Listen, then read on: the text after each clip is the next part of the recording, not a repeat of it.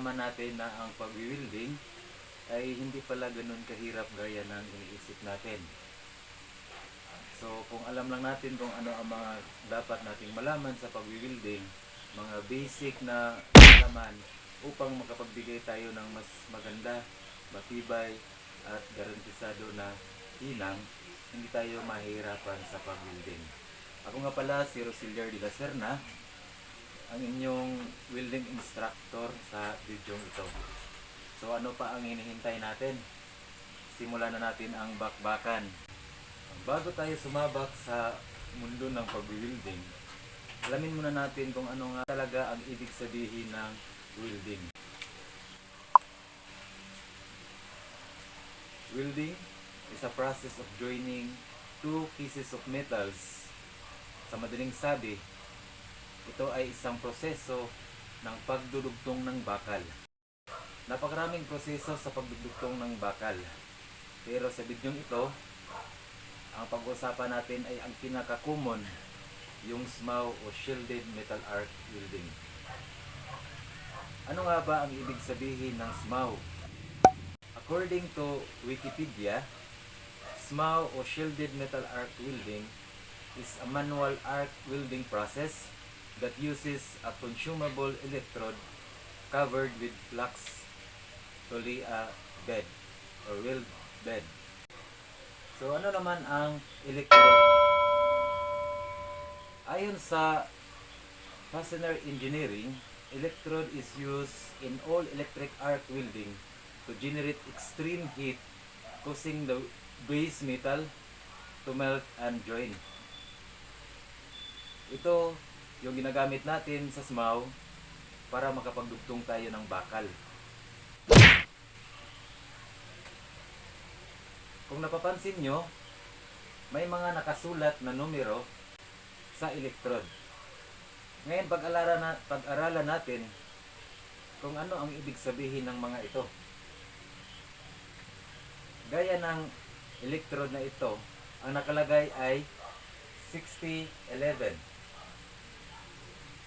So, ang ibig sabihin ng E ito ay electrode. So, ganito yung itsura niya. Example, the first two-digit number stands for the tensile strength in 1000 per square inch or PSI. So, example, E60. Ibig sabihin, ang electrode na ito ay nanghulugan na ang tensile strength niya ay 60,000 pounds per square inch. Ang pangatlong numero naman, or the third digit number here, stands for the position of welding. Kung ano ang mga posisyon na kaya niyang tirahin.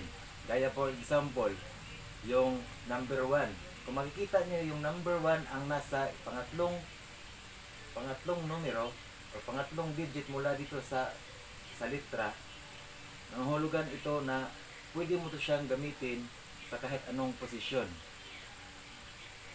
Sa mundo ng welding, mayroong 4 na posisyon na ng pag-wielding.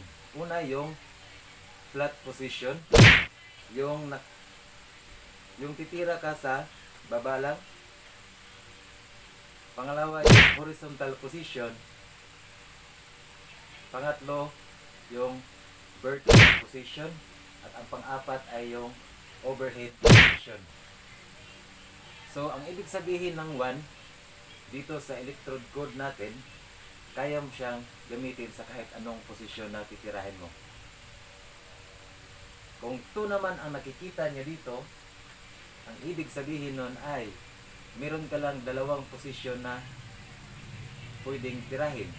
Ang flat at saka ang horizontal position. Pag 3 naman ang nakasulat dito, ibig sabihin nun, isang position lang ang pwede mong titirahin, kundi yung flat position. Ngayon, kadalasan meron ding nakalagay na 4 dito sa pangatlong digit. So, ang ibig sabihin nun, gaya ng number 1, kaya mong tumira ng kahit anong posisyon. Patahiga, patagilid, patayo, at saka patuwad. Ngunit, mas maganda itong gamitin sa tinatawag nilang downhill position. Yung galing ka sa taas, pababa. So ang pang-apat na numero naman, or ang pang-apat or katapusang numero na makikita natin dito, stands ito ng electrode coughing or yung chemical composition na binabalot nila sa ating electrode. At saka ang kuryente na ating gagamitin or current to be used, either AC or alternating current or DC, direct current. So ipapakita ko sa inyo ang chart mula 0 hanggang 9.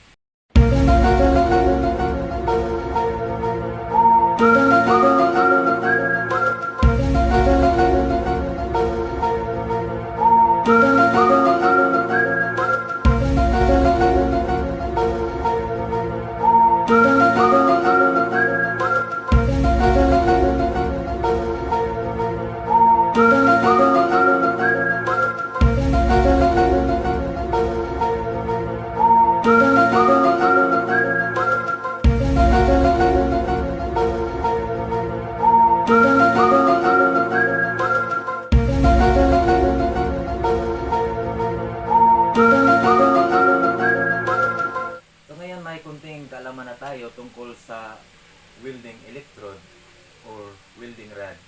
Pag-aralan naman natin ang mga mahalagang bagay para makapag-produce tayo ng magagandang hinang, mga matitibay na hinang o pag-wielding, at para maiwasan natin ang mga welding defects.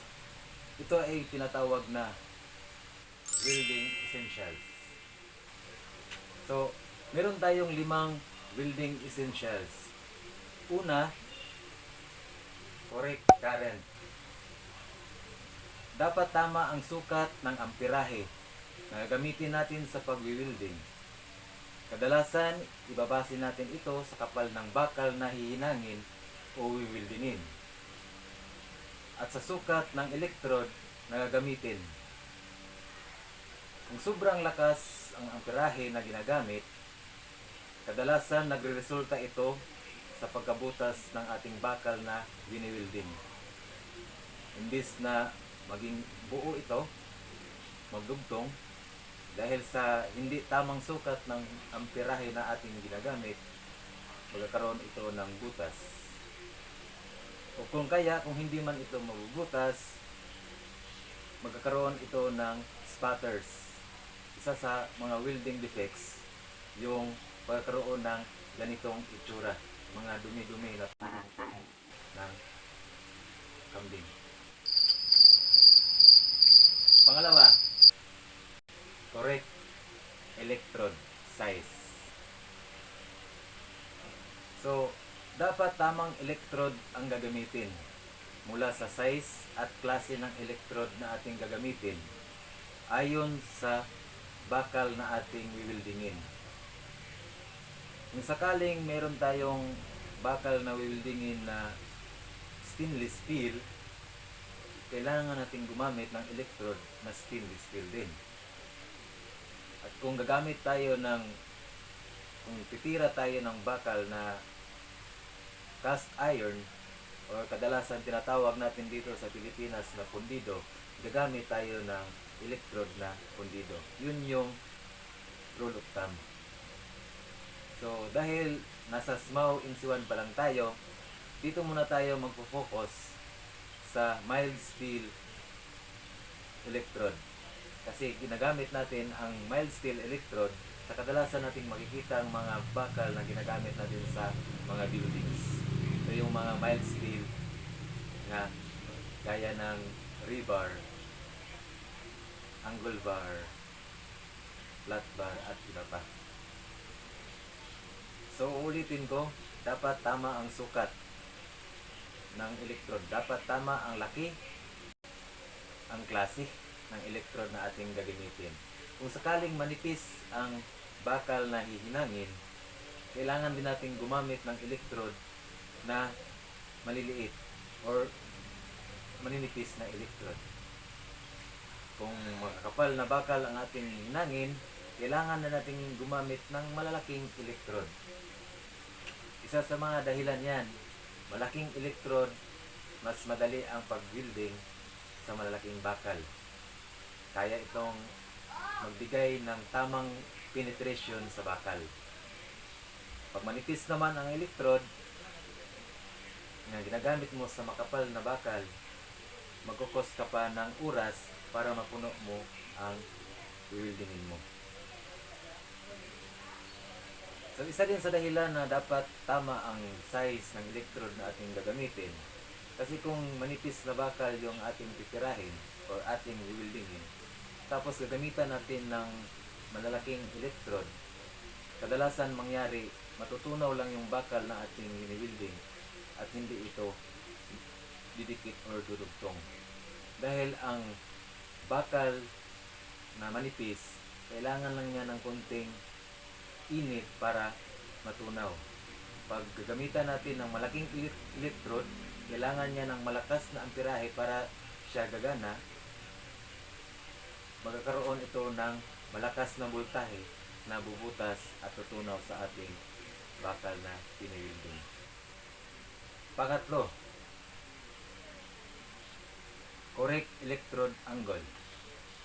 Dapat tama ang anggulo ng ating electrode mula sa working angle at saka sa ating travel angle. Pang-apat, correct travel speed. Dapat sakto or tama lang ang bilis ng ating travel speed at saka consistent ito mula pagsimula hanggang dulo. Hindi pwedeng mabagal ka sa simula, bigla kang bibilis, tapos babagal naman ulit. Dapat pareho lang ang bilis ng ating travel speed. Panglima at pinaka-importante para sa akin, ito ay ang correct arc length or tinatawag ng iba na correct arc gap. At saka, sabi pa ng iba, ito ay ang dapat tama ang layo ng ating arc length or arc gap mula dulo ng ating electrode sa bakal na ating hihinangin. Parang ganito kasi yan. Ayon sa pag-aaral, ang arc length ay siyang voltahe na dadaloy sa ating electrode. Pag medyo dikit ang ating arc gap, mahina ang voltahe na dadaloy dun sa ating electrode papunta sa bakal. Kadalasan, hindi ito makapag-penetrate sa bakal at parang pinapatong lang ang ating filler metal sa ating base metal. Parang tirador lang yan. Pag hindi mo siya babatakin ng ayos, konting batak lang, hindi rin pupunta ang bato sa malayo. Pag babatakin natin yung tirador na mas mataas, mas malakas din yung lipad ng ating bato or bala ng ating tirador. So, ang tanong, gano ba ang tamang sukat ng arc gap or arc length?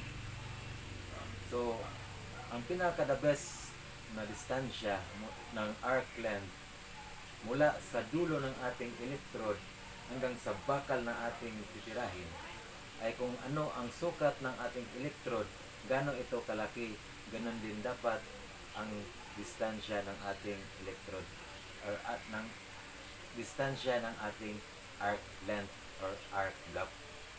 Ngayon tingnan nyo yung nasa background ko. Ito yung konsepto or basic na concept sa arc welding. Merong ground,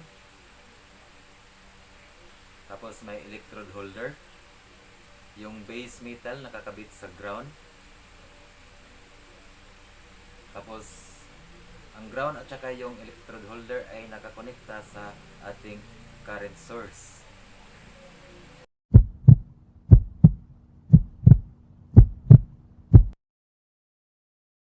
Ngayon alam na natin ang mga dapat nating malaman sa pag-welding.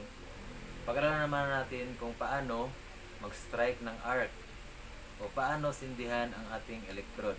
Paano nga ba magsindi ng electrode? May dalawang common na paraan sa pag-strike ng arc. Ito ay ang scratching at saka yung tapping. Sa mga baguhan na kagaya natin, mas madaling gamitin ang scratching. Ano ba yung scratching? Ang scratching ay yung parang nagsisindi ka lang ng puspuro.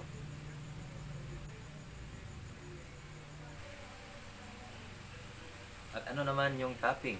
Ang tapping ay parang pinupok mo lang yung kaibigan mo. Ngayong alam na natin ang mga basic na information patungkol sa welding, kumuha kayo ng papel at ballpen at sagutan ang mga katanungan na ito. For 5 points, number 1, what are the most important things we need to consider in order to produce a good and sound weld?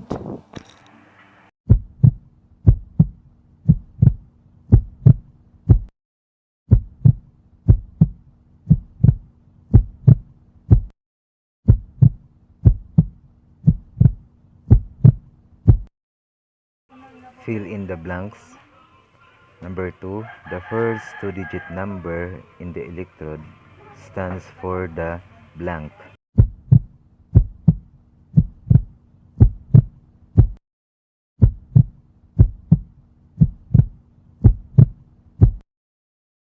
Number 3, the third digit in the electrode code stands for blank.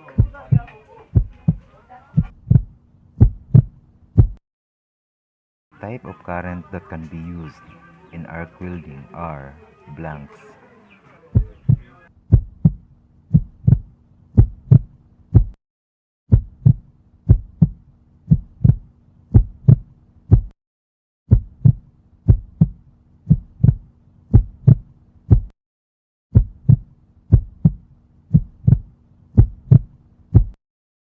Kukolektahin ko ang mga papel ninyo kasabay sa modules sa susunod na Webes sa ating schedule sa pag-release at sa pag-retrieve ng mga modules.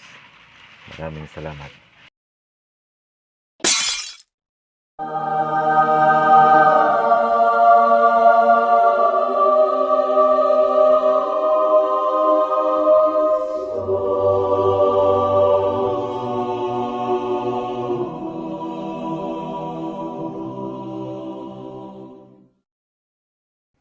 Bago tayo pumunta sa ating workstation o welding shop para i-perform ang task, maghanda muna tayo ng mga personal protective equipment gaya ng helmet,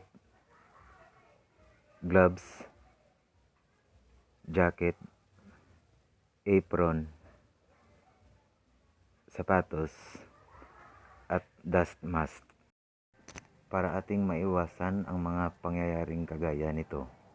Gaya ng sinabi ng mga referee sa boxing, protect yourselves at all times.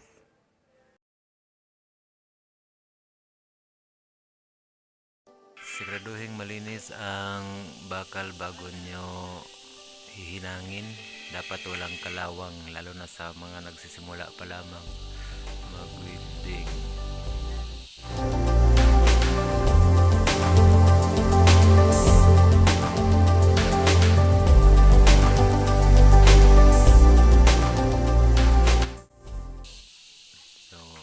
Obserbaran yung mabuti kung gaano kalayo ang gap ng dulo ng electrode at saka yung bakal.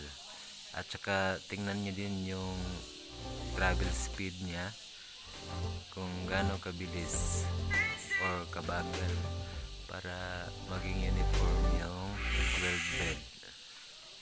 So pagkatapos maghinang, kailangan yung i-brush bago nyo idugtong yung panibago nyong tira. So dito pa rin kayo sa dulo niya, no? Kung saan kayo huminto, doon kayo magsimula.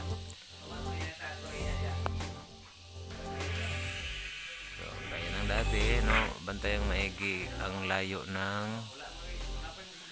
bakal at saka yung electrode, yung dulo ng electrode. Huwag masyadong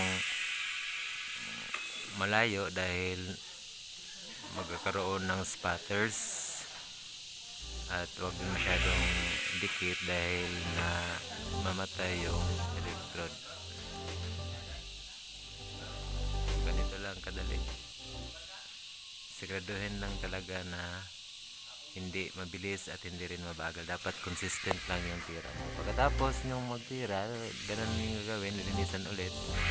Tatanggalin yung slag. Tapos brush na naman ulit.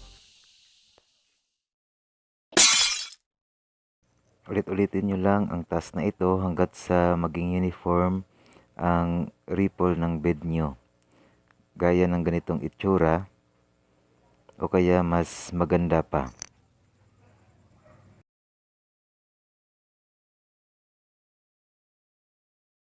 Abangan nyo po ang susunod nating video gaya ng kung paano natin iwasan ang mga welding defects, ano ang mga dahilan nito at ano ang dapat gawin upang maagapan ang mga depekto na ito sa ating welding.